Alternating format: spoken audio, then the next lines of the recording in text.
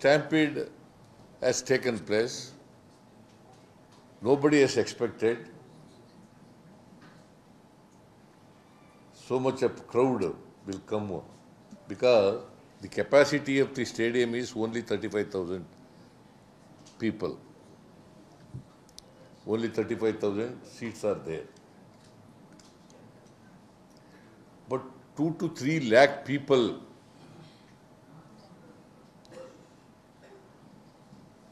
have come to participate in the celebration.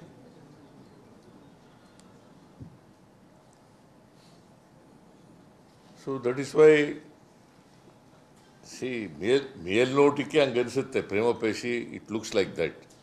It doesn't mean that ನಾನು ಖಚಿತವಾಗಿ ಏನು ನಡೆದೇ ಇಲ್ಲ ಅಂತ ಏನು ಹೇಳಿಲ್ಲ. That is why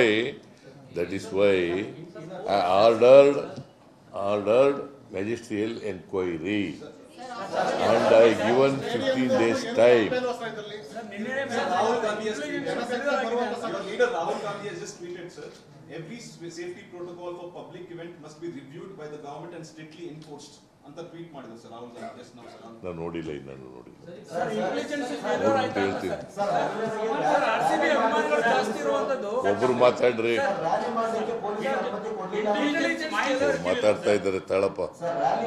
ಪೊಲೀಸರು ಬೇಡ ಅಂತ ಹೇಳಿದ್ರು ಕಾರಣಕ್ಕೆ ಮಾಡಲಿಲ್ಲ ಅನ್ನೋದು ಸರ್. ಅದೇ ರೀತಿ ಗ್ರ್ಯಾಂಡ್ ಸ್ಟೆಪ್ ಮೇಲೆ ಕೂಡ ಕಾರ್ಯಕ್ರಮ ಬೇಡ ಅಂತ ಪೊಲೀಸರು ಹೇಳಿದ್ರು. ಬೆಂಗಳೂರು ಸಿಟಿ ಕಮಿಷನರ್ ಅಲ್ಲಿ ಬೇಡ ಅನ್ನುವಂಥದ್ದು ಹೇಳಿದ್ರು. ಯಾರು? ಬೆಂಗಳೂರು ಸಿಟಿ ಕಮಿಷನರ್ ಅವರು. ಇಲ್ಲ, ನಿಮ್ಗೆ ಯಾರು ಹೇಳಿದ್ರು? ಡಿ ಸಿ ಹೇಳಿದ್ರ ಹಂಗೆ ನಿಮ್ಗೆ? ಅಲ್ಲ, Mysuru D C, Bengaluru D C ಹೇಳಿದ್ರ ಹಂಗೆ ನಿಮ್ಗೆ? ಮತ್ತೆ ಯಾರು ಹೇಳಿದ್ರು? ಮತ್ತೆ ಯಾರು ಹೇಳಿದ್ರಿ? ಯಾರು ಹೇಳಿದ್ರಪ್ಪ ನಿನಗೆ?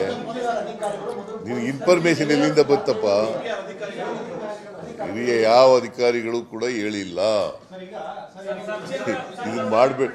C, it is cricket association which arrange the program ಅಲ್ವಾ? ನಮಗೇನು ಹೇಳಿಲ್ಲ ಅದನ್ನ. ನಾವು ಇಲ್ಲಿ ಅರಮನೆ ಅಲ್ಲಿ ಅಂತ ವಿಧಾನಸೌಧದ ಮುಂದ್ಗಡೆ ಮಾಡಿದ್ದು. ಅಲ್ಲೇನಾರು ಆಗಿದೆಯಾ? ಇಲ್ಲ ಅಲ್ವಾ? ಅಲ್ಲಿ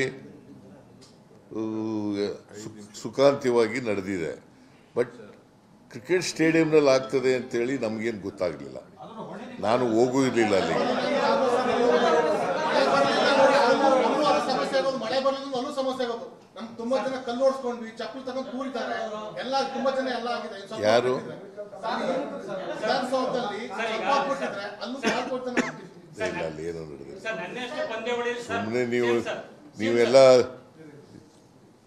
ಅಲ್ಲಿ ಅಲ್ಲೋ ಇದ್ರಲ್ಲಪ್ಪ ನೀವೆಲ್ಲ. ಅಲ್ಲೇನು ನಡೀತು?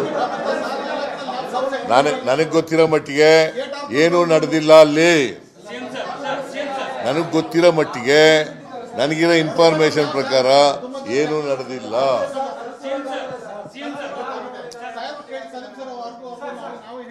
ನೋಡಪ್ಪ,